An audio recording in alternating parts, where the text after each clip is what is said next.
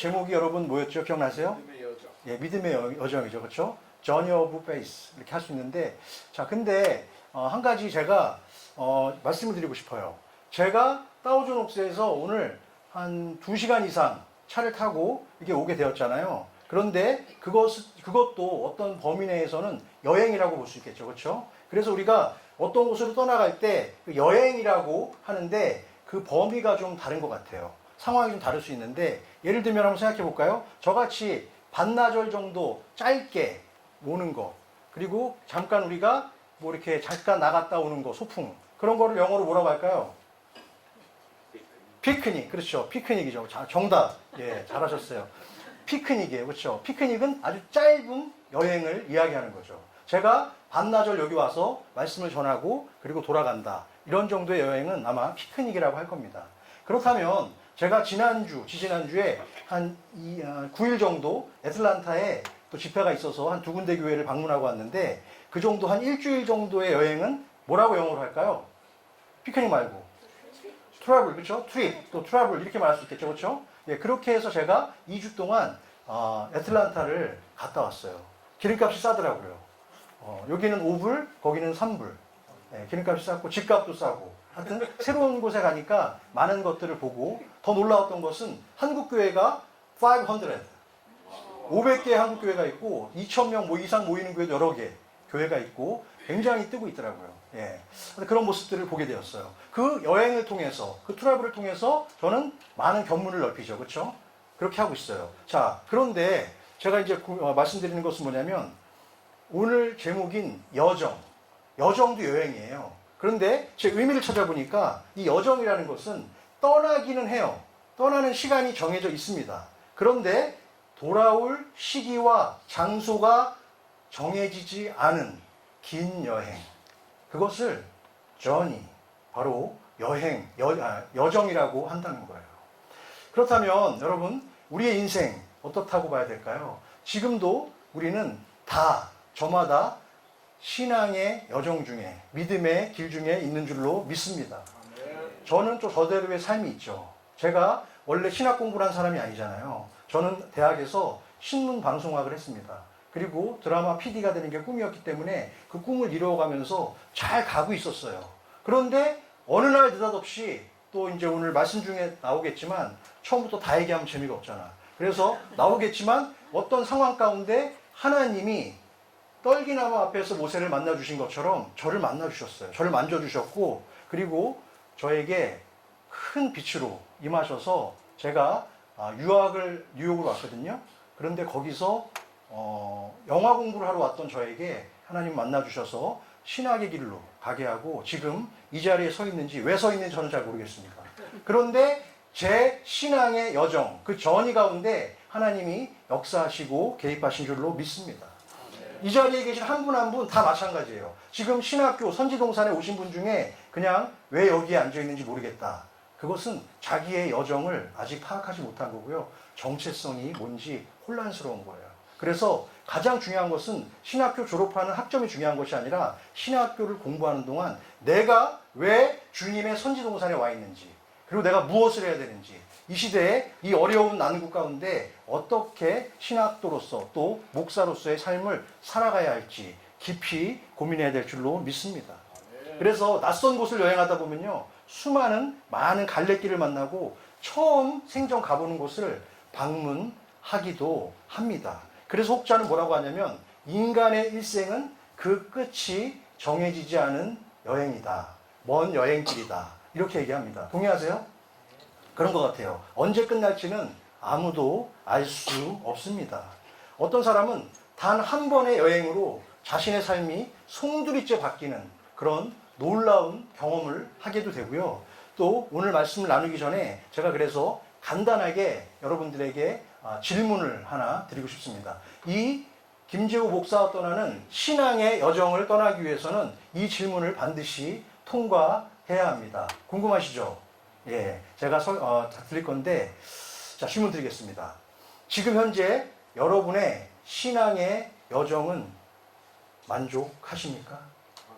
자, 100점 만점. 그리고 50점 이하는 낙제니까 빼고 60점부터 100점까지. 자, 속으로 한번 생각해 보세요. 나는 지금 내 신앙의 여정, 내 믿음의 길이 100점 만점에 몇 점이다.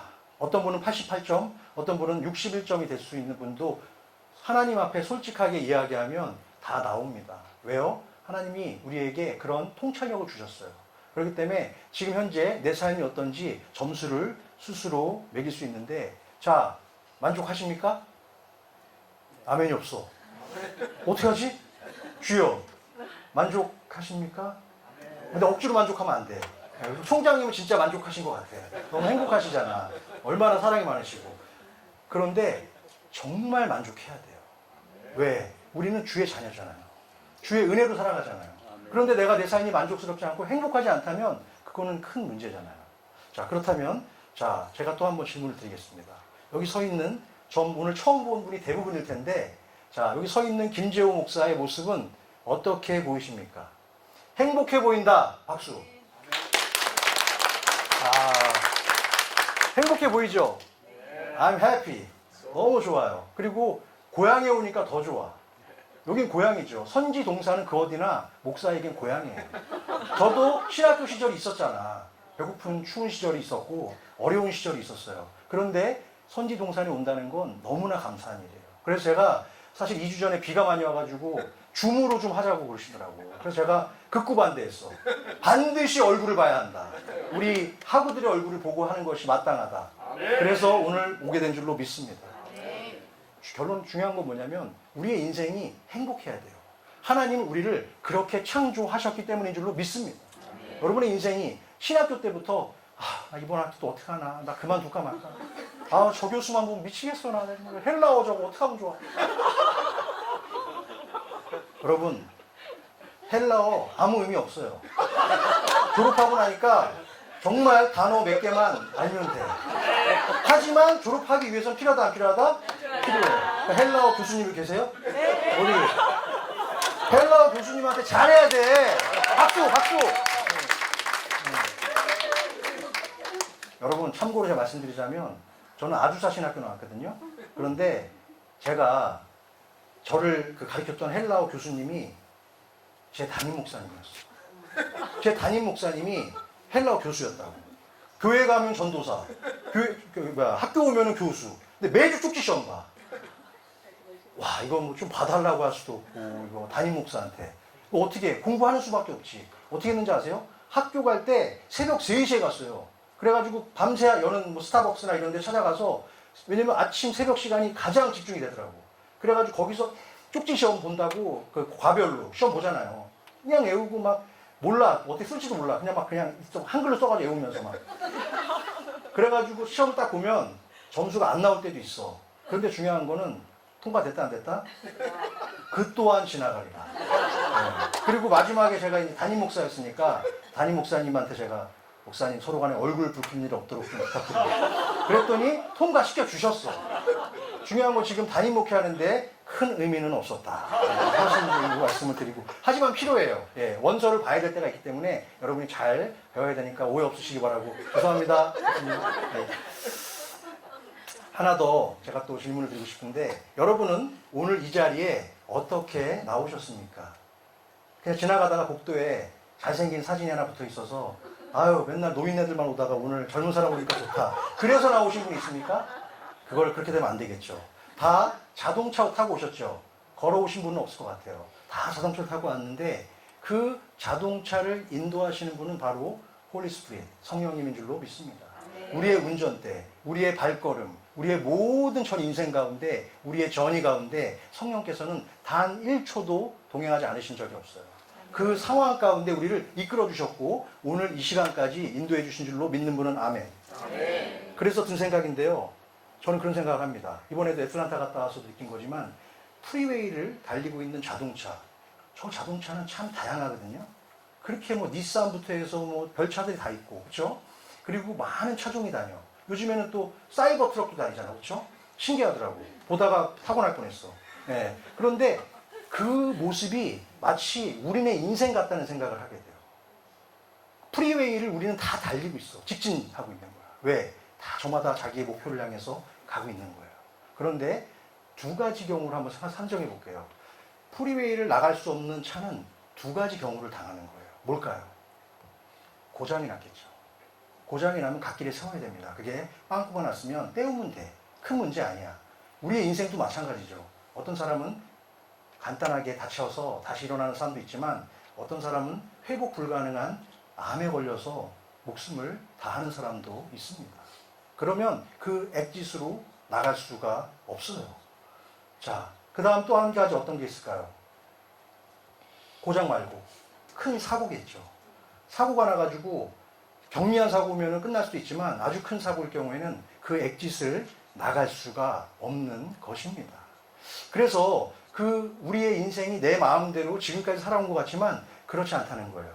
이 순간, 이 모든 모먼트 가운데 성령 하나님께서 여러분들을 이끌어 주셨고 선지동산에 보내주셨고 앞으로의 여러분의 인생 가운데도 그렇게 만나주실 줄로 믿습니다. 제가 37살에 콜링을 받았어요. 제가 애틀란타 살았었거든요. 살 때 37살에 콜링을 받았을 때 정말 힘들었어요. 왜냐면 애가 초등학교 5학년, 4학년 이런 애들이 연년생으로 두 남자애가 있었는데 야, 내가 지금 나이 40다 돼가지고 신학교를 가서 한 4년 공부하고 42살에 누가 나를 전도사로 받아줄까? 너무 늙은 전도사인데 날 받아줄까? 인간적인 생각이 들더라고. 그래서 가야 되나 말아야 되나 고민을 했어요. 그런데 중요한 게 있어요. 아웃사이드 콜링은 많았어. 주변에 있는 많은 분들이 저보고 목회하면 잘하겠다고 신학교 가라고 막 그렇게 하더라고. 심지어 마누라까지. 그랬는데 중요한 것은 내가 받는 인사이드 콜링이 중요하거든요. 왜냐면 아웃사이드 콜링은 아무리 많이 받아도 내가 흔들리는 거는 내 인사이드 콜링이 없으면 그냥 무너져 내려요. 이 신학 얘기를 마치고 나서 그 다음에는 훈련소거든요. 여기는 훈련소 마치고 나면 진짜 전투에 투입이 되는 거야. 각 필드에. 그러면 이제 전도사 몇 년, 또 부목사 몇 년, 나중에 담임 목회를 하는데 그 과정 가운데는 인사이드 콜링이 없이는 버티기 어렵다. 정말 힘들지만 때로는 등어리에 칼이 꽂혀요. 그 칼은 때로는 굉장히 우리가 뽑을 수 없는 칼이 진짜 칼이 아니라 어려움의 칼, 고난의 칼, 그렇죠? 그런 칼들이 꽂힐 때가 있거든요. 그런데 그 칼을 등어리에 꽂힌 칼을 내 힘으로 뺄 수가 없어요. 누가 빼줘야 돼? 오직 성령님께서 만져주시고 뽑아주실 때 그 어려운 목회의 길을 걸어갈 수 있는 것입니다. 지금 딴 얘기를 했는데 그때 제가 나이 40이 다 돼가지고 신학을 할 때 야, 이거는 인간적으로 안 될 것 같다. 불가능해 보여. 다 힘들 것 같아. 하지만 제 아내는 그렇게 얘기하지 않더라고요. 딱 신학하기 좋은 나이래. 이것저것 다 해봤잖아. 그러니까 이제는 그것만 할 수 있잖아. 그러면서 저보고 LA 오는데 LA 아는 사람이 하나도 없었어요. 그런데 LA로 가자고 그러더라고. 본토 친척 아비집을 떠나서 내게 지시할 땅이 여기래. 그래가지고 여기 한 명도 아는 사람 없었어요. 그런데 10여 년 전에 일로 오게 됐습니다. 오게 됐고 지금 보니까 우리 이병구 학장님도 알고 우리 총장님도 알고 오늘도 여러분 사귀었어. 그러면서 이렇게 은혜가 있는 것이 너무나 하나님께 영광인 줄로 믿습니다. 우리의 인생 그런 거예요. 갈 길을 알지 못하지만 그런 가운데도 내가 내게 지시한이 아니라 지시할 그 땅으로 갈 때 하나님께서 우리의 길도 인도해 주시는 줄로 믿습니다.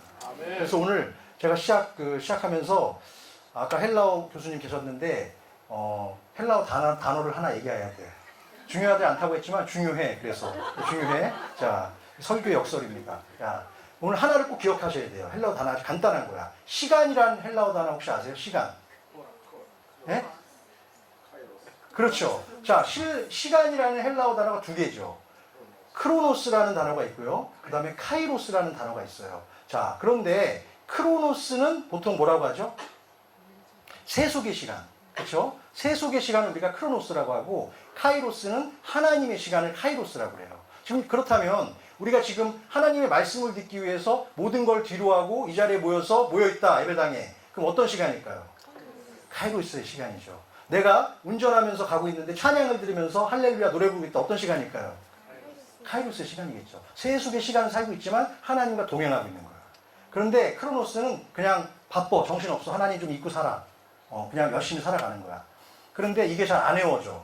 그래서 제가 헬라어 공부하면서 담임 목사님이 헬라어 선생님이셨잖아.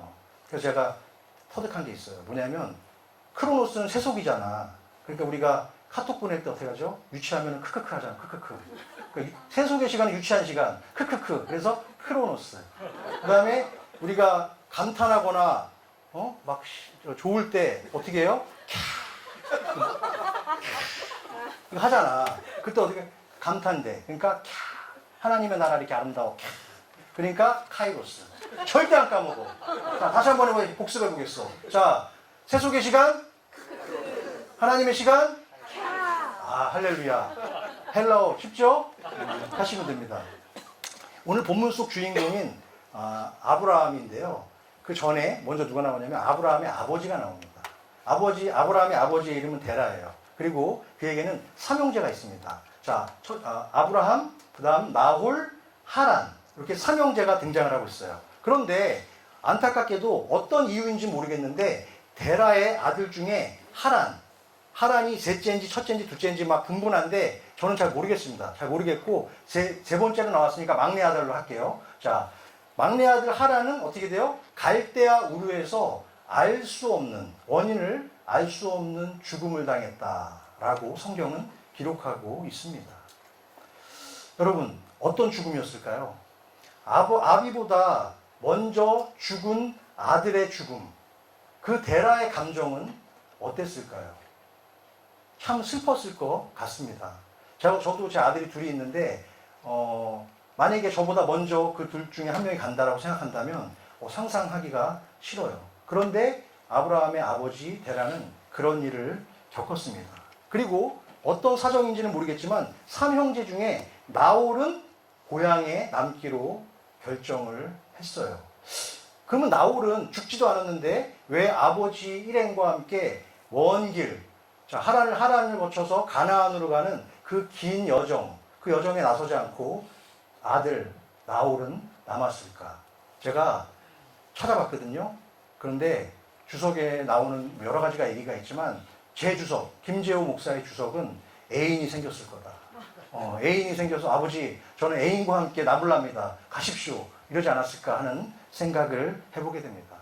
결국 어떻게 하죠? 데라는 아브라함과 남은 가족들만 이끌고 정든 고향 땅을 땅에서 지금의 터키 지역인 하란이라는 도시, 아까 막내 아들 하란 있었죠? 그 이름, 사람 이름이 아니라 지명, 하란이라는 도시에 잠시 거류하게 되었어요.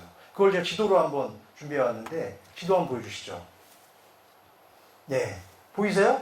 저기가 갈대아 우르죠? 밑에가 갈대아 우르에서 하란을 거쳐서 최종 목적지는 저 밑에 있는 가나안 땅이에요. 그렇죠? 그런데 지금 그들이 어디에 머물렀다고요? 중간 기착지인 하란에 지금 성경은 뭐라고 말씀하고 있냐면 31절 한번 보여주실래요? 31절 본문. 예. 31절에 보니까 어떻게 해요? 거기 이르러 셋째 줄에 하란에 이르러 어떻게 해요? 거기 거하였으며 라고 했는데 이것은 뭐냐면 거류했다는 거는요 완전히 정착한 게 아니에요. 그 뭘까요? 잠시 stay 머물기로 결정을 했던 거예요. 원래는 잠깐만 쉬었다가 가려고 했는데 어떤 이유인지 모르게 거기에 정착을 하게 됩니다. 당시에 하란은 아마 이방신들을 섬겼던 우상의 도시였고 상업과 경제가 발달했던 그런 도시래요. 찾아보니까. 그렇다면 미국에 우리가 살고 있으니까 여기 근처에 있는 어떤 도시하고 비슷하다고 생각해 볼 수 있을까요? 우상의 도시고 상업이 발달하고 화려하고 여기 근처에 있는 어떤 도시? 네, 라스베가스가 정도가 되지 않았을까. 이거는 김재호 목사의 주석이니까 너무 중요한 건 아닙니다. 그런 정도가 아니었을까 싶어요. 잠시만 머물다가 원래는 가나안으로 가야 돼요. 근데 잠시만 머물려고 했던 그 하란이 너무 달콤한 거야. 너무 좋은 거야. 가기 싫은 거야. 우리의 인생 가운데도 혹시 그런 때가 없습니까? 우리는 하나님께서 분명히 음성을 들려주세요. 야, 좀 더 가. 이거 더 해. 그런데 그렇지 않아. 여기가 좋사오니 하면서 머무를 때가 없냐라는 것이죠. 그럴 때가 너무 많습니다. 특히 여러분 신학교 시절 때 저는 그렇게 생각합니다. 사례비 때문에 아니면 시간을 좀 더 하라고 그런 여러 가지 그 외부적인 조건들이 있거든요. 그런데 여러분 거기에 절대로 휩쓸리면 안 돼요. 정말 내가 배울 만한 담임 목사라고 생각한다면요. 여러분 헌신하시고 올인하십시오. 그러면 여러분에게 더 많은 찬스가 주어지게 됩니다. 그 당사자가 여기 있는 사람이에요. 저는요, 신학교 첫 시간에 신약 개론 수업에 딱 들어갔는데, 제가 이름도 얘기할 수 있지만, 지금도 제가 너무 존경하는 분이지만, 말했네, 결국엔. 헬라어 가리키는 그 목사님. 그 목사님이 신약 개론도 가르치셨는데, 딱 그 수업을, 첫 수업을 들었는데, 제가 깜짝 놀랐어요. 교수님들 정말 긴장하셔야 됩니다. 그 수업이 얼마나 좋았던지 제가 쫓아나갔어요. 끝나고. 첫 수업 끝나고 나가는데 그 교수님을 따라갔어요. 왜 따라가는지 몰라. 성령의 인도하심인 줄로 믿고. 따라가서 차를 타는데 제가 어깨를 잡았어. 교수님, 급해, 막 갈까봐. 교수님, 그랬더니, 왜 그러시니? 혹시 목회하십니까? 그랬더니, 아, 하지요. 그러더라고. 그래가지고, 그럼 주보 있으세요? 그랬더니, 아, 있지요. 그러시더라고. 그래가지고 차에서 주보를, 자기 성경책에 있던 자기 지난주 주보를 저에게 딱 꺼내주시더라고. 그래서 제가 그걸 갖고 왔어. 그래서 그 사람의 이름을 쳤어. 그때 책을 썼더라고. 그 책을 얼른 구매했지. 이틀 동안 나 읽고 너무 은혜 받고 우리 아내한테 주고 읽어보고 아내도 좋다. 그래서 어떻게 했냐. 그 다음 주에 묻지도 따지지도 않고 그 교회로 나갔어요. 왜? 신학교는 들어가서 이제 선지동사님을 다니는 게 중요한 게 아니라 내가 목회 수련을 받아야겠는데 어떤 분 밑에 가서 배워야 될까를 내 스스로 결정하고 싶었어요. 그런데 그 목사님한테 배우고 싶다는 마음이 들더라고. 그 교회의 규모와 상관없이. 그리고 딱 갔더니 깜짝 놀라시더라고. 아니 어떻게 왔냐고. 그래서 아니, 오면 안 돼요? 아니 너무 좋아하시지. 그리고서 작은 교회였어요. 한 3, 40명? 그 정도 되는 교회였는데 딱 끝나고 설교를 들으니까 뭐 설교는 그냥 그랬어요. 역시 교수님은 그 강의실에서 빈다는 것 같아요. 그런데 이거는 절대 교수님 보시면 안 되는데. 아무튼 예. 근데 그거를 딱 하고 나서 제 마음 가운데 아, 이분 밑에서 MDB 하는 동안은 배워야 되겠다라는 확신을 주셨어요. 제 아내도 동의를 했고. 그래서 제가 어떻게 했냐면 딱 끝나고 나자마자 예배 끝나고 식사하고 나서 교수님한테 목사님한테 MDB 끝나는 동안은 목사님 밑에서 수련하겠습니다. 그랬더니 아 지금 전도사님 한 분 계시고 그래서 더 이상 그 할 수 있는 형편도 안 되고 형편 뭐 제가 알아서 할 테니까 저는 배우고 싶습니다. 받아주소서. 황당한 거지. 근데 제 아내도 사역자거든요. 둘이 그냥 사역자가 된 거야. 그래가지고 그 다음 주부터 바로 섬기고 제 아내는 청소년부, 저는 또 미디어랑 행정 뭐 하면서 뭐 없는 거 만드는 거지 뭐. 그래가지고 MDB 끝날 때까지 열심히 섬겼어요. 사례비 500. 와이프 250, 김재호 250. 기름값만 받았어, 기름값. 예. 그때 제가 플러튼 살았어요. 그리고 교회는 저기, 신호힐 어디 쪽에 있었는데, 미국 교회 빌려서 했고. 그런데 여러분, 너무 행복했어요. 왜? 돈은 뭐 거의 없었지만, 그게 중요한 게 아니라 배움을 가졌잖아요. 어떨 때는 수요일날 수요예배를 드리는데, 한 장씩 강의를 하시는데, 너무 좋아, 그 강의가. 그런데 제가 신학교 마치고 갈 때, 멀어가지고 트래픽이 걸리니까 교수님이 그러더라고 저한테 목사님 오지 말라고. 왜냐면 250불 주는데 수요일날 차 밀리고 이러면 기름값 더 드니까 수요일날은 오지 말라고. 그래서 제가 뭐라 했냐면 아, 제가 오고 싶은데 왜 막으세요. 그러면서 쫓아갔어요. 그리고 열심히 배웠습니다. 그랬더니 나중에 제가 졸업할 때쯤 신학교를 졸업할 때쯤에 교수님이 담임 목사님이면서 교수님이셨죠. 저를 부르시더라고요. 그러더니 내가 더 가르쳐 줄 게 없다. 그리고 우리 교회는 너무 작고 이제는 좀 더 큰 데 가서 큰 물에 가서 좀 배웠으면 좋겠다. 그러면서 저를 보내주신 곳이 에브리데이 교회였어요. 에브리데이 가서 좀 더 훈련을 더 받아라. 그 조직도 크고 할 게 많으니까 거기서 훈련을 받아라. 그래서 그때 목사님의 축복하에 글로 옮기게 되었습니다. 여러분 그렇습니다. 저 작은 거에 충성할 때 감사함으로 헌신할 때 하나님은 더 큰 걸로 우리의 인생 가운데 갚아주실 줄로 믿으시는 분은 아멘. 아멘. 그렇습니다. 우리의 인생 그런 거예요.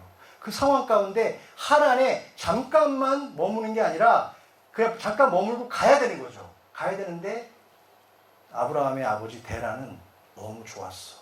그래서 어떻게 해요? 아까 말씀 읽었지만 데라는 205세에 어디서 죽었다? 하란에서 죽고 말았습니다. 더 무서운 것은 데라가 하란에 머무는 동안 뭐 만들어서 파셨는지 아세요? 우상 나무 조각. 그거 해가지고 물론 자식들을 먹여 살려야 되고 식솔들을 챙겨야 되니까 그가 뭐라도 해야겠죠.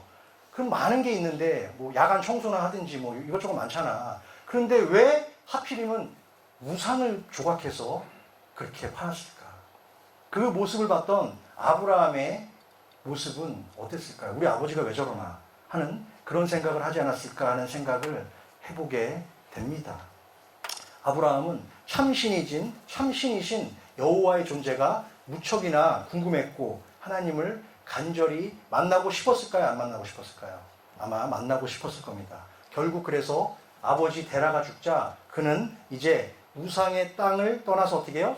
새로운 믿음의 여정을 시작하게 됩니다.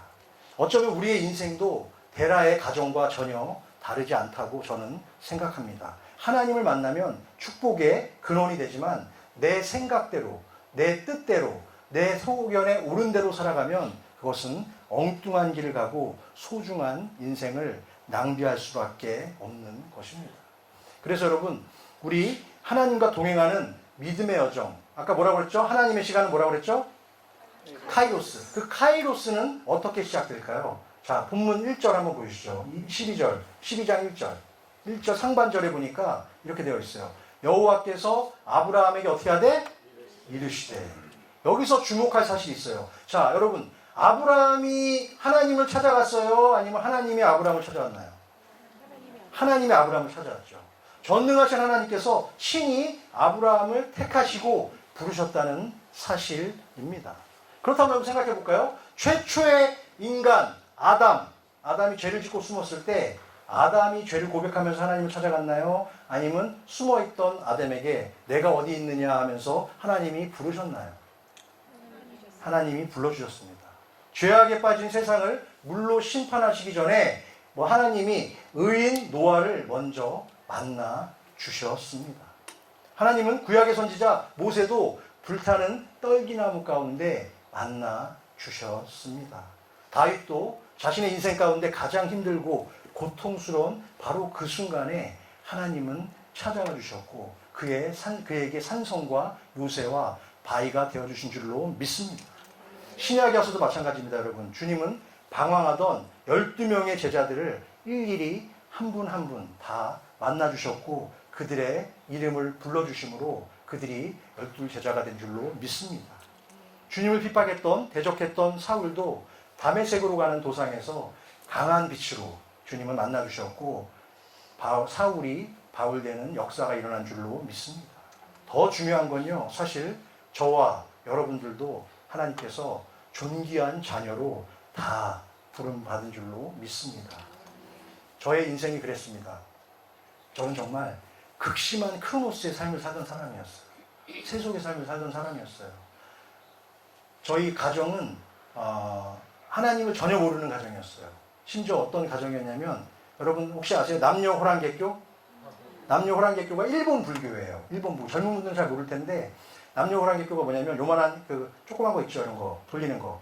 그걸 들고 묵주라고 그러죠. 그걸 들고 계속 돌리면서 남녀호랑개교 그러면서 자기가 뭐 아픈 데를 만지거나 그러면 그게 난다고. 근데 저희 아버지가 원래 그런 분은 무신론자였는데 옆집 사람 잘 만나야 돼. 옆집 아줌마가 맨날 남녀호랑개교 하면서 비는 거야. 근데 저희 아버지도 어느 날 배가 아픈 거야. 그랬더니 얘기했더니 이거 해보라고. 난다고. 그랬더니 앉아가지고 남녀호랑개교 그랬더니 배가 안 아파. 그 다음부터 남녀호랑개교 된 거야.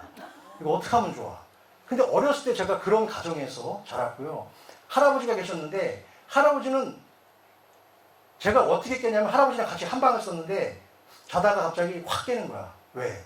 새벽이면은 동네 가가지고 소주를 그냥 한두 병이 아니라 안주도 없이 이만한 대접에다가 두 병 콸콸콸콸 두 병 콸콸콸콸 그래가지고 원샷. 안주도 없어. 근데 저는 자다가 그 알코올 냄새에 깨는 거야. 제가 막 할아버지한테 막 짜증을 내면서 나가라고 막 너무 냄새 나니까 어린 손자가 그런 가정이었고 제가 어머니 저희 친모는 제가 알지 못할 때 제가 기억이 없어요. 엄마에 대한 기억이 없어요. 또 돌아가셨어요. 그래서 저희 집은 아버지가 혼자 나가서 일을 하는데 자식이 넷이야. 그러니까 나가서 죽도록 일을 해야 되고 할아버지는 알코올 중독이야. 집에서 맨날 난리야. 제가 어떤 경험을 했냐면 아버지는, 그리고 할아버지는 하도 술을 드셔서 위가 한두 번 빵꾸난 게 아니야. 그래서 껐떡하면 병원에 실려가. 아버지도 지긋지긋하니까 한날은 집에 들어왔는데 제가 그건 기억나. 할아버지가 숨겨놔요, 술을. 저기 뭐 부엌 밑에, 어디 밑에. 그러면 귀신 같은 또 아버지가 찾아내. 그래가지고 제 어린 눈에 제 아버지가 할아버지한테 제발 이러지 말라고. 나 먹고 살기도 지금 애들 내 살고 먹고 살기도 힘들어 죽겠는데 왜 이러시냐고 막 울면서 아버지가 그 소주병을 바닥에다가 깨면서 막 왜 울부짖는 그런 모습을 봤었어요. 정말 힘든 상황이었죠. 그 상황 가운데 무슨 희망이 있겠어요. 아무 희망도 없고 정말 너무나 힘든 삶을 살았었어요. 그런데 그렇게 살아가던 그냥 극심한 크로노스의 삶을 살아가던 저희 가정에 하나님께서 어느 날 카이로스의 천사를 보내주셨습니다. 궁금하죠? 다음에 할까? 새엄마가 오신 거예요. 새엄마. 스탠마. 근데 새엄마가 초등학교 2학년 때 오셨는데 저는 너무 좋았어요. 왜 그러냐면 밥을 해주시잖아. 그전에는 맨날 동냥하듯이 막 살았거든. 그랬는데 이제 밥을 해주시는 아줌마가 온 거야. 그런데 저희 형이 있었거든요. 형은 사춘기였는데 그 아줌마가 싫었어. 왜냐면 내 엄마는 아니잖아. 사춘기에 괜히 그런 거 있잖아요. 그래가지고 그렇게 반항하면서 뭐 유리창 거기 식탁 유리도 막 깨고 반항하고 뛰어나가고. 저는 그런 형이 너무 미웠어. 밥 해주시는데 왜 저럴까. 근데 정말 그게 아니라 정말 사랑이 많으셨어요. 정말 내 자식보다 더 사랑했어. 왜? 우리 엄마 이름이 홍명호 권사님인데 우리 홍명호 권사님은 애를 못 낳으셨어. 그래서 어려움을 당하신 거야. 그 자식 많은 집에 오신 거야. 그래서 내 자식처럼 키워주는 거야. 내가 또 엄마가 또 교회를 다니시는 분이고 하나님 잘 믿는 분이셨어. 그러니까 우리를 정말 품었어. 내 새끼 이상으로 사랑해줬어. 사랑받은 것밖에 기억이 안 나. 그렇게 사랑해주고 도시락 3개씩 싸주면서 우리를 키웠어요. 그러면 4명이니까 몇 개야 도시락. 그렇게 싸주면서도 항상 웃으면서 둘째 아들이 막 저기 하면서 깨고 나가도 웃으면서 한날은 그렇게 힘들었는지 엄마가 짐을 싸시더라. 울면서. 왜냐면 아들이 그렇게 막 반항을 하니까 내가 나가야 되나 보다. 그래가지고 제가 바지끄레기를 잡았어요. 제발 나가지 말라고. 내가 잘하겠다고. 이러면서. 잘했죠? 네. 아무튼 그래서 극심한 크로노스에 시달리던 김재호 목사의 가정에 하나님께서는 천사를 보내주셔서 서서히 카이로스의 서막을 열어주셨어요. 그래서 저희 집은 복음화 되기 시작했습니다. 제가 어느 날 엄마가 저한테 교회 가자고 그럴 때 제가 뭐라고 한지 아세요? 나는 사탄의 자식이다. 이렇게 얘기했던 제가 어느 날 손 붙잡고 엄마랑 휘바람 불면서 교회를 갑니다. 정말 놀라운 일이죠. 여러분 더 놀라운 일을 말씀드릴까요? 중학교 1학년 때 교회를 갔어요. 교회를. 중학교 1학년 때. 오래 버텼죠. 그러니까 안 가고. 그래서 항상 내가 말씀드리는 게 있어. 전도는 항상 자유롭게 해야 된다. 절대 억지로 끌고 가면 안 돼. 기다려줘야 돼. 중학교 1학년 때 드디어 갔는데 거기서 한 여자를 만났어요. 같은 동급생. 얼마나 예뻤는지 몰라. 최고의 또 하나님께서 짝을 붙여주신 거야. 너무 감사했어. 그래서 그 여자친구를 다 알게 되고 그냥 누우면 생각, 학교 가면 생각, 그 아가씨가 너무 좋다. 이러면서 교회가 좋은 거구나. 이러면서 이제 교회를 딱 갔는데 그 여자랑 지금 살고 있습니다. 중학교 1학년 때 만났어요. 중학교 1학년 때. 이러면서 쭉 친구로 지내다가 대학 가서 사귀고 결혼. 지금 같이 사역하고 있어요. 24시간 집에서도 또 학교에서도. 오늘은 못 왔어. 데려왔어야 되는데. 아무튼 그래서 그렇게 이제 아내까지 이제 그때 중학교 1학년 때. 근데 몰랐죠. 그 당시엔 친구였지. 하지만 하나님은 카이로스의 시간 가운데 믿음 안으로 들어가는 중학생 제호를 또 만지셔서 거기서 짝을 만나게 하시고 결국에 그 아내가 신학대를 갔어. 저는 일반대를 가고. 근데 그 아내의 기도 제목은 뭐냐? 목사 사모가 되는 게 기도 제목이야. 근데 김재호는 일반대학 신방과를 갔어. 커뮤니케이션을 전공했어. 그러니까 전혀 그럴 일이 없어. 그런데 자꾸 자기 꿈 얘기를 해. 그래가지고 야 너는 나 사람 잘못 만난 것 같다. 나는 그럴 가능성이 없어. 그리고 실제로도 방송 일을 전 했고. 그랬기 때문에 전혀 상관없다고 생각했는데 그거는 김재호의 착각. 하나님의 카이로스의 삶으로 가게 되면 내 의지대로 되는 게 아니에요. 하나님이 이끌어 가시기 때문인 줄로 믿습니다. 계속 하다 보니까 본문이 안 되는데 큰일 났네. 네. 그래서 이거 한 번만 오면 안 될까봐. 그래서 지금 1절 후반절에 보니까 이렇게 나와 있어요. 자, 뭐라고 하죠? 다 목적인데 1절 후반절에 뭐라고 하냐면 내가 내게 무슨 할? 뭐 할? 지시할 땅으로 가라고 명령하는 거예요. 자, 이게 중요한 거예요. 자, 여러분 우리의 인생이 그렇잖아요. 내가 내게 지시한으로 하면 너무 편해. 너무 좋아. 그런데 절대 그렇지 않아요.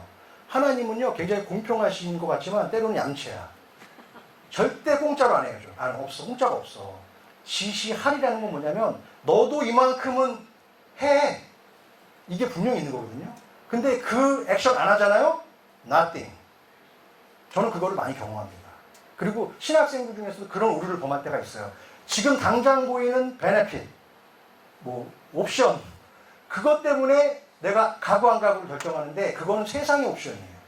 신학교의 옵션은 그게 기준이 되면 안 되고 내가 배울 수 있는 목사님이면 여러분 진짜 힘들어도 가야 돼.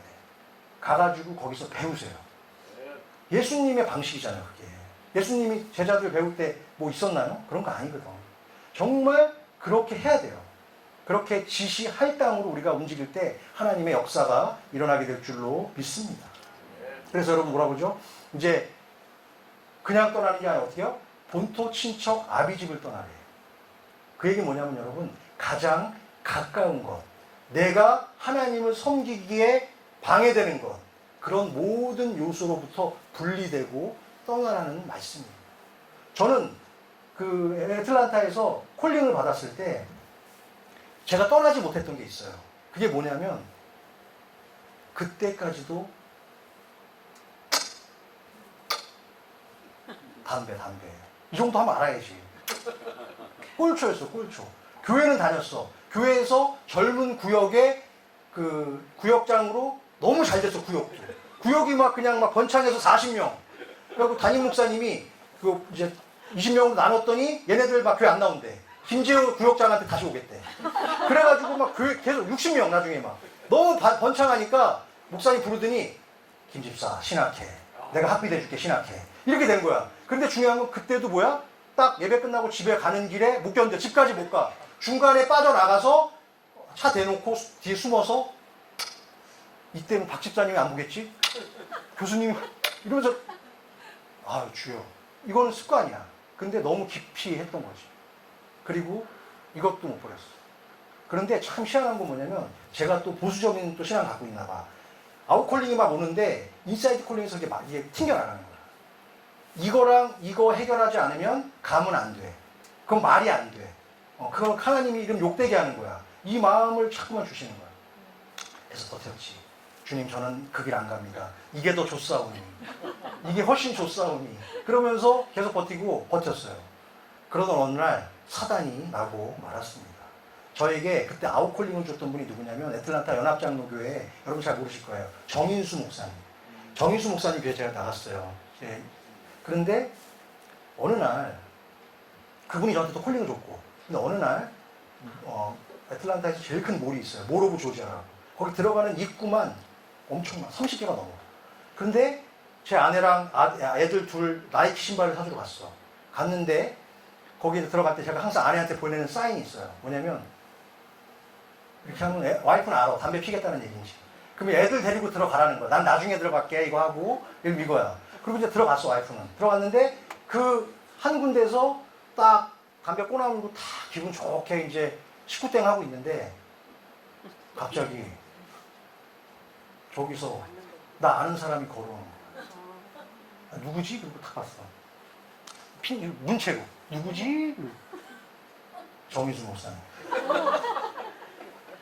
정인수 목사를 거기서 만날 확률이 32개의 문 중에 그 나이키 매장 앞에서 만날 확률이 몇 %겠냐고. 대낮에 평일날 딱 하는데 김집사 너무 놀래가지고 담배를 손으로 잡았어.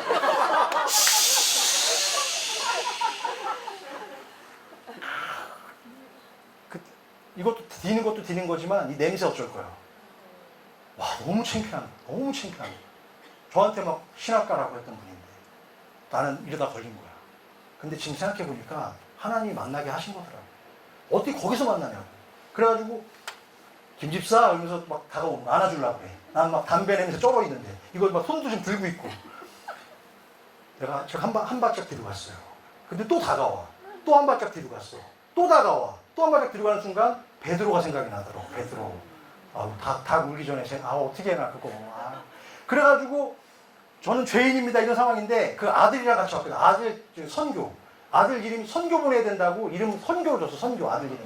그 선교를 데리고 왔는데 그 선교의 표정을 잊을 수가 없어. 저거 특이하다. 손에서는 연기나고 계속 도망가. 얼마나 한심했을까요? 그렇게 하면서 거기서 그랬는데도 정희수 목사님이 저를 안아주더라. 안아주고 김 집사 괜찮아. It doesn't matter. It doesn't matter. 딱 그러면서 십자가 바라봐. 그러면서 딱 들어가시더라고요. 그래가지고 너무 황당. 목사님 들어가시고 근데 거기에 또 라이키 사주러 간 거야. 갔더니 우리 애들이 있었잖아. 우리 애들 것까지 사줬어. 정희수 목사님 사랑이 많이 받았나 봐. 사줬어. 사랑이 많은 거지. 사주고 저는 이제 밖에서 이거 뭐지? 스트레스 받아서 한 대 더. 스트레스 받아서 한 대 더. 그리고 이제 와이프가 나왔어. 와이프는 생통이라는 표정이야. 내가 차 타고 집에 오는데 너무 창피한 거야. 너무 죄송하고. 날 이렇게 사랑해줬는데 저 이민 갔을 때도 많이 도와줬는데 잡도 알아봐줬는데 너무 고마운 분인데 이건 아닌데. 그래서 제가 그날 밤에 안 되겠다. 노트북 피고 미안하다고. 목사님 정말 죄송합니다. 제가 큰 실수했고 저 이거 해결하고 싶었습니다. 담배 이제 끊겠습니다. 더 이상 담배 마귀가 저를 괴롭히지 않게 기도해 주시고 술도 다 이참에 끊고 술은 안 걸렸는데 술도 고백했어. 술도 다 끊고 하여튼 저의 모든 죄 도말하여 주시고 기도해 주시고 이제 다 썼어. 이제 요것만 누르면 돼. 엔터만 누르면 이제 가는 거야. 엔터만 딱 누르면 이제 가는데 잠이 안 와. 이거 누르면 이제 피면 안 될 것 같아. 그래가지고 스트레스 받으니까 또 다시 나가서 한 대 피고 보낼까 말까 그리고 다시 들어왔어. 그래가지고 이제 그때 새벽이었어. 새벽. 근데 제 아내가 왜 이렇게 안 자고 뭐하나. 그리고 내려왔는데 제가 여기서 엔터를 여기 키 앞에 대놓고 손을 누르는데 갑자기 제 아내가 제 손을 엔터키 이렇게 딱 눌려지면서 동그랗게 돌고 있어. 메일이 간 거야. 웃자면 좋아. 그러더니 아침 11시 답장이 왔어. 할렐루야 김집사 잘했어. 그러면서 뭐라고 말씀하셨냐면 정말 다시 한번 그것은 it doesn't matter. 술 담배 it doesn't matter. 중요한 것은 그리스도 안에 살아있으면 그건 다 해결된다. 그러니까 십자가만 바라봐라. 이렇게 또 얘기하시더라고요. 그랬는데 여러분 그 순간 엄청난 저는 성령의 경험을 했어요. 어떤 경험을 했냐면 와이프가 눌렀잖아요. 그럼 너무나 미워야 되는데 딱 눌림을 당한 순간 저도 모르게 눈물이 왈칵 쏟아지더라고요. 왈칵 쏟아지면서 제가 그 자리에서 와이프한테 무릎을 꿇었어요. 그리고 제가 그동안 살아왔던 제 마음대로 살았던 제 와이프한테 상처 줬던 그리고 미안했던 그 모든 과정들 다 네 탓했던 거 미국 와서 고생한 것도 너 때문이야 뭐 이것저것 너 때문이야 했던 그게 다 내 잘못으로 느껴지더라고요. 그러면서 제가 제 아내를 붙잡고 막 엉엉 울었습니다. 엉엉 울고 정말 미안하다. 나 이제 더 이상 세상에 새 속에 끌려다니고 싶지 않아. 그러면서 제 아내도 같이 울면서 계속 기도했죠. 저를 위해서. 기도했는데 제가 신학의 길을 갈 줄 알았대. 근데 이런 과정을 겪어주실 거라고 빨리 좀 겪게 해달라고 기도했대. 근데 이제 그 과정 가운데 간 거지. 그래가지고 막 그냥 같이 울고 부둥켜갖고 울었어. 그러고 나서 어떻게 했냐. 저 안에 창고에 담배가 박스로 있었어. 박스. 왜? 제가 관계가 좋아서 한국에서 친구들이 전화 와. 야, 뭐 필요한 거 없냐? 담배나 몇 불을 보내. 그렇게 쌓인 게 한 박스야. 그런데 그거를 뒤에 애틀란타는 집이 크거든요. 뒤에 가서 고기 구워 먹는 데다가 다 태웠어. 담배를 다 태웠어. 왜? 이제 더 이상 여기에 연연하지 않겠습니다. 하나님만 바라고 있습니다. 그래서 담배를 비싼데 다 태웠어요. 다 태웠어. 다 태우고 할렐루야. 요즘 박수 한번 나와야 됩니다. 이제 감이 떨어져 주임님과 빨리 나와야 돼. 근데 그렇게 하고 나서 어떻게 했냐?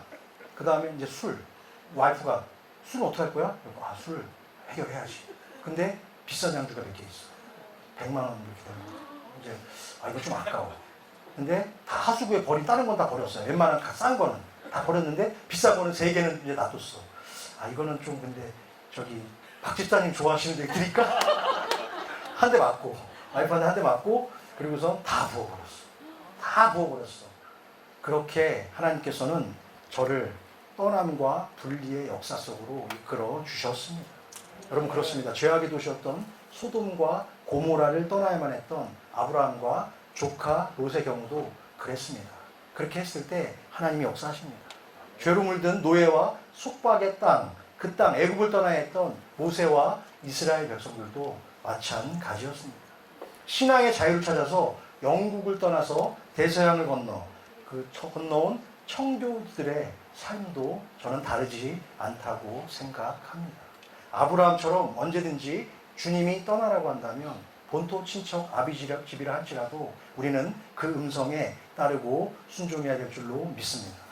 아멘? 네. 그래서 저는 그런 인생을 살아왔습니다. 간증 2 이렇게 써 있는데, 자 여기서 제가 젊은 시절에 김재호의 사진을 한번 보여드리겠습니다. 김재호 목사가 조인성보다 꿀리지 않죠? 이게 지금 2002년도에 대망이라는 작품이에요. 손예진, 이호원, 조인성, 한재석 이런 사람들이 나왔는데 이때 제가 조연출이었어요. 조연출이었고 조인성은 이제 데뷔한 지 얼마 안 된 그런 상황인데 제가 한국에서 그 TV 프로덕션 PD로 살아가던 시절이잖아요. 근데 이때 지금 사진 이제 안 보여주셔도 돼요. 네. 이때 지금 이제 한 30년 지난 얼굴 나쁘지 않지? 나쁘지 않아. 왜? 행복하게 사니까. 행복하게 살면 그 어디나 하늘나라. 한국에서 제가 프로덕션 PD로 지낼 때 너무 좋았습니다. 29살에 대학에서 간입을 했고요. 예. 그리고 여러 가지 상황이 너무너무 재밌었어요. 너무너무 좋았어. 밤마다 술 파티 벌어지고 그냥 너무너무 행복했어. 그랬는데 어느 날 제가 주일 성수할 수 있었을까 없었을까? 주일날도 촬영하는 거야. 근데 다 스태프들 촬영 가는데 저는 교회 갔다 오겠습니다. 그러면 어떻게 돼? 사표 써야지. 그러니까 당연히 안 가는 게 당연했어. 그래서 계속 빠지다 보니까 영혼이 피폐해지더라고. 영혼이 피폐해지면서 사람이 거칠어지고 계속 그렇게 되는 거예요. 근데 어느 순간 제 아내가 저한테 그러더라고. 재호 씨, 그만둬. 뭘 그만둬? 직장 그만둬. 아, 그럼 나 신방과 나와가지고 PD 하는데 그만두면 나 뭐하냐? 저한테. 니아과를 끌어도 괜찮으니까 판단이 멀쩡하니까 신앙생활 못하면 간둬. 그건 직업 아니야. 딱 그러더라고. 훌륭해 안 훌륭해? 지금 목사니까 훌륭하지. 그 당시엔 이혼하려고 그랬어요. 네. 이혼하려고 그랬어 진짜. 이혼하려고 그랬는데 그래도 내가 정말 사랑했나 봐. 중학교 1학년 때부터 따라다녔잖아. 근데 하여튼 그래서 딱 갔는데 그날도 주일인데 내가 교회 가겠다고. 알았어. 오늘 갈게. 그럼 가면 될 거 아니야. 그래서 제가 집이 3번이었고 회사는 압구정동. 가는 길에 이제 교회가 과천에 있어. 쫙 가는데 과천교회인데 가는 길에 마누라한테 얘기는 했고 거짓말 할 순 없잖아. 근데 들렸다 가면 시간 너무 오래 걸릴 것 같아. 그럼 어떻게 했냐? 또 잔머리 굴렸잖아. 교회 근처를 차로 돌아. 차로 한 바퀴 돌아도 주님 만난 거잖아. 차로 한 바퀴 도는데 갑자기 또 왈칵 되면서 이게 뭐 하는 짓이지? 나 여기서 뭐 하는 거지? 나 옛날에 주님 사랑했는데 중학교 고등부 때 청년부 회장도 했는데 총무도 하고 나 열심히 기도하면서 하나님 만났던 사람인데 이 좋은 세상의 직업 때문에 내가 하나님을 외면하고 있구나. 하나님이 너무 슬프시겠구나. 그 생각이 드는데 또 왈칵 쏟아지더라고. 차에 세워놓고 막 울었어요. 막 울다가 갔어요. 갔는데 그날 하여튼 며칠 지나서 밤에 또 이렇게 되게 술을 먹어. 거기 쪽에 있으면 많이 먹어요. 그쪽 거기에 있으면 일 끝나고. 이렇게 돼가지고 집에 들어갔는데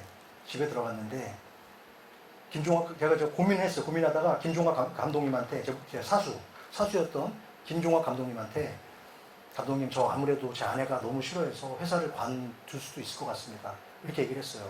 그랬더니 김종학 감독님이 뭐라고 한지 아세요? 제가 일 열심히 했을까 안 했을까? 죽도록 했죠. 죽도록.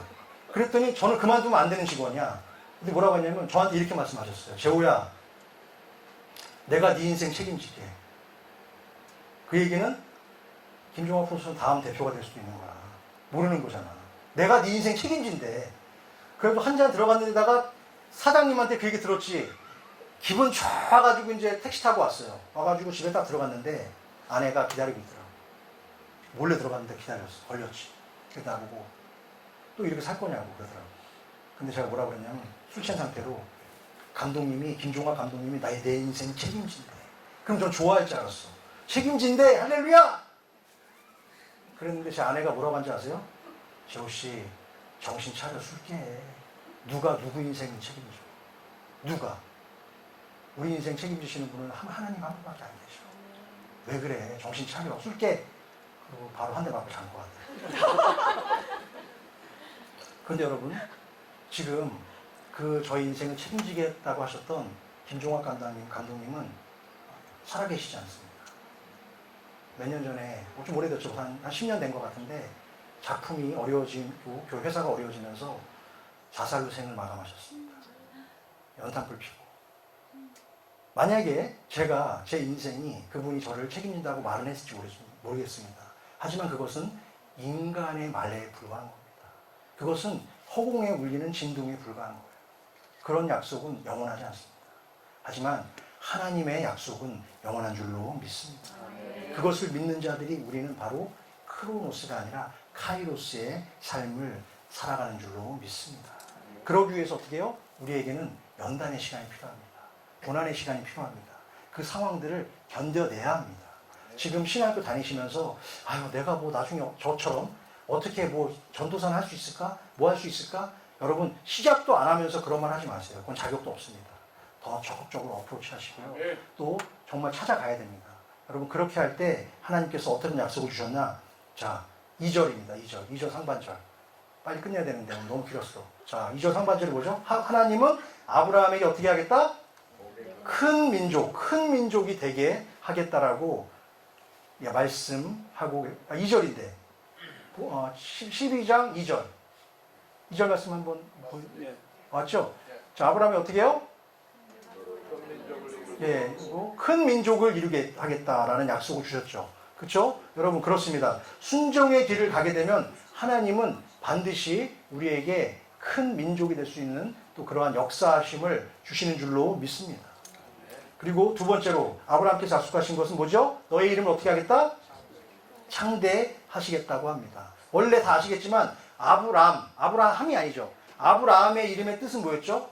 이름의 뜻은 고상한 아버지, 큰 아버지 그런 뜻을 갖고 있습니다. 그런데 이런 것 같아요. 데라는 자기 아들이 그저 평범하고 그냥 일상적인 삶을 살아가는 그냥 일반적인 아버지가 되길 바랬던 것 같아요.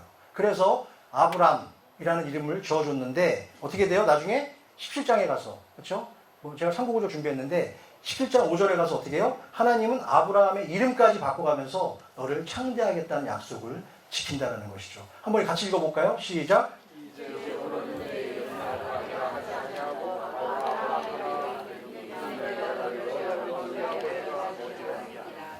아멘. 그렇습니다. 아브라함에서 아브라함 한자가 바뀌었는데 열방의 아버지가 되게 하겠다고 약속하셨습니다. 그렇습니다. 우리의 인생들 알 수 없습니다. 하지만 남은 인생 가운데 하나님께서 우리의 인생을 견인해 나가실 때 이러한 축복이 임하게 될 줄로 믿습니다. 그리고 저 이제 마지막 상황은 하나님은 너를 통해서 복의 근원이 되겠다라고 말씀하고 계시는데요. 설교를 마무리하기 전에 제가 이제 한 가지만 더 말씀을 드릴 게 있는데 가만히 생각해 보니까요. 제가 목사 안수를 2018년도에 받았더라고요. 2018년도에 목사 안수를 받고 1년 5개월이 안 된 상황에서 담임 목회를 간 거예요. 그러니까 지금 저는 생각해 보니까 제가 신학교를 온다고 LA로 올 때 38살, 7살 그때 했던 그 고민들은 아무 의미가 없었어요. 하나님은 저를 훈련시키시고 단련시키신 후에 정말 제가 물어보니까 말도 안 되는 그 피리어드라고 하더 담임 목사가 목사 안수를 받고 1년 몇 개월 만에 담임 목사가 갔다. 청빙되어서. 근데 이런 케이스가 거의 없다고. 근데 제가 자랑하려고 하는 게 아니라 저도 이상해요. 그런데 보니까 그렇게 됐어요. 그래서 근데 중요한 거는 그 상황 가운데 에브리데이 교회를 인도했잖아요. 근데 에브리데이 교회 인도할 때도 마찬가지예요. 제가 풀타임으로 들어간 게 아니에요. 거기 향기마을이라고 자폐증 아이들이 있는 그 장애부서예요. 장애부서인데 거기에 사람이 못 구해. 너무 힘들어서 아무도 안 가려고 그래. 그런데 저는 지원했어요. 왜냐면 그걸 뭐 뭐든지 사역이 뭐 구분이 어딨어. 뭐라도 배워야지. 그리고 갔는데 정말 가보니까 힘들더라고요. 장애 사역인데 또 자폐 아이들이 크잖아요, 애들이. 그러니까 뭐 안경 3번 해먹었어요. 맞아가지고. 여기도 아직 흉터가 아직도 있어요, 이게. 한순간 날라와요. 예, 그렇게 하면서 했는데 그때 이제 열심히 했죠. 열심히 했는데 제가 해보니까 장애 사역은 애들 사역이 아니라 부모 사역이야. 그 스트레스가 장난이 아니잖아요. 부모님들 위로해드리고 또 아이들 이렇게 사역하면서 쭉 하고 있었는데 한 2달쯤 지났나? 그때 저는 평일날은 뭘 했냐면 제가 아주사 신학교에 그 학생 리크루터였어요. 그러니까 왜 그랬냐면은 학교를 다니면서 학생들을 많이 데려왔어. 학교를 많이 전도했어. 그랬더니 학교에서 저를 불러가지고 없는 자리를 만들었어. 코리안 프로그램 리크루터. 사무실도 주고 월급도 주고. 그래가지고 주중에는 거기서 직원 하고 이것도 괜찮았어요. 괜찮아요. 훨씬 낫어. 그래서 저는 어떻게 생각했냐면 완벽하다. 주중에는 설렁설렁 아주사에서 그냥 이제 리크루터로 일하면서 만나는 게 만나서 밥 먹고 그냥 땡겨 오는 거니까 저한테는 맞아 체질에. 그래가지고 하여튼 쫙 그렇게 하고 돈도 괜찮고 그 주말에는 한기마을 가서 주말 사역해도 또 나오고 할렐루야 이렇게 하면서 웬만한 풀타임보다 낫다. 그렇게 하고 딱 했는데 딱 2달 지났는데 최홍주 목사님이 저를 부르시더라고요. 그러더니 저를 간파한 거지. 그때 전도사지. 전도사님은 저기 아주사 신학교에서 일하는 게 더 많죠? 네, 주중에 다 일하니까. 예, 그렇습니다. 주말에만 지금 사역을 하고 있는데 내가 뭐 기분 나쁘게 생각하지 마. 그냥 말투가 그래, 최홍주 목사님. 기분 나쁘게 생각하지 마. 그러면서 하신 말씀이 전도사님의 목표가 뭐예요? 사역의 목표가? 사역의 목표요? 사역해야죠. 그러니까 신학교 뭐 직원 되는 게 목표예요? 그건 아닙니다. 근데 왜 신학교에 더 오래 가 있어? 신학교를 왜 5일 나가? 그러네요. 목회할 거야? 신학교 직원 할 거야? 이렇게 물어보면 목회해야 되는데 그럼 교회 더 있어야지. 갑자기 그러는 거야. 던지는 거죠, 저한테. 그 얘기 뭐냐면 너 마음에 든다는 거야. 너 들어와서 풀타임 했으면 좋겠다. 그걸 그렇게 던진 거야. 그래서 뭐라고 하냐면 풀타임으로 들어와서 들어와. 그러려면 어떻게 해야 되겠어? 하나 그만둬야 되겠네? 근데 가만히 생각하니까 풀타임 들어와도 돈이 적어. 돈이 적어. 돈만 생각하면 그렇다는 거지. 그런데 집에 가서 아내랑 얘기했더니 아내가 목사님 말씀이 맞다고. 교회에서 어차피 목회할 거니까 교회에서 훈련 받는 게 맞다고. 그래가지고 어떻게 했어요? 그 다음 주에 가서 사표 내고 변 교수님한테 한 대 맞았어.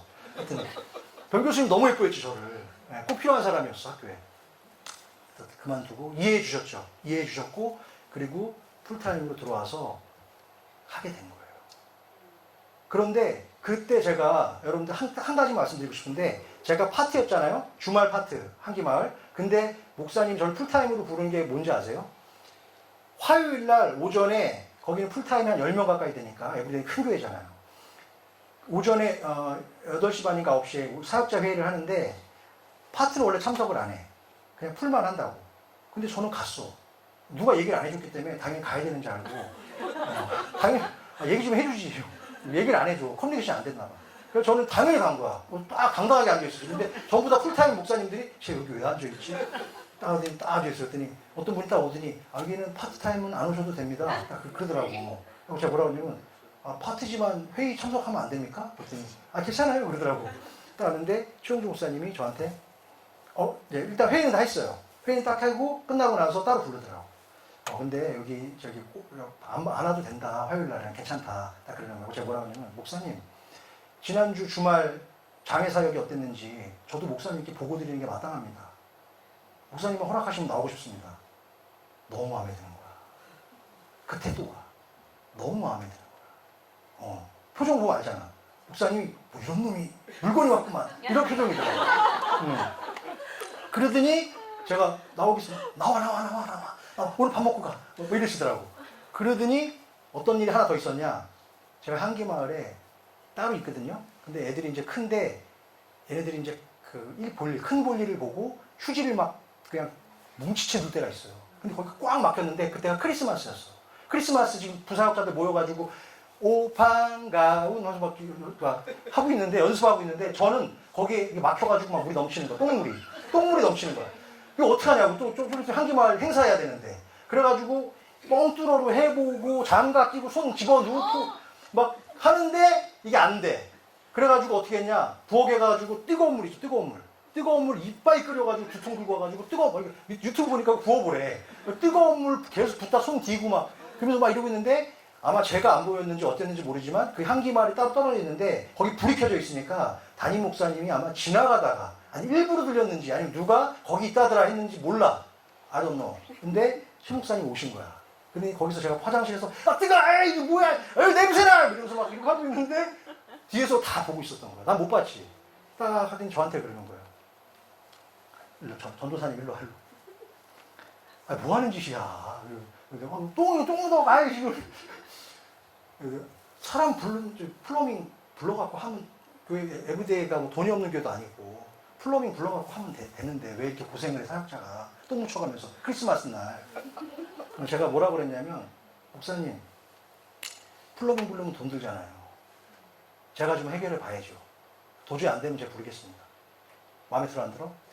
담임 목사가 볼 때는 만점짜리야. 그거는 교회 돈 나가잖아.